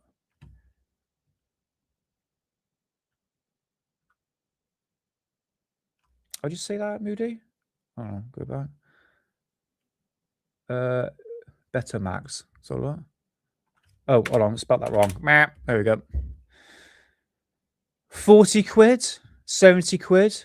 Oh, they're like the proper old school ones. Yeah, yeah. Will they work with any sort of VHS tapes, mate? 600 quid with remote. Bloody hell. Okay, let me have a little think. Let me have a little think on that one. It all comes at a cost, isn't it? Hey, oh, Ben from Oz, thank you so much, man. Oh, thank you. Much appreciated. Honestly, thank you. For the $1.49.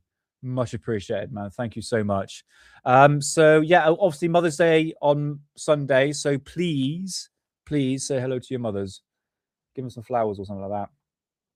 VHS, right? Okay, I'll do a bit of research into that. Yeah, Betamax were better quality. All right, okay, I see what I can do. Okay, right. I'm going to end it there, guys. So if you like what you see, please like and subscribe. It'd be much appreciated. And we'll be back on Tuesday for another live show, an 1.5 hour live show. And we'll be back on, if not, come catch me on Hidden Unbelly show on Wednesday for something we're going to be doing. I can't remember what we're going to be talking about. But if not, you can catch me next Friday. All right. So until next time, always remember, believe none of what you hear and only half of what you see. Let's play that outro and have a good weekend.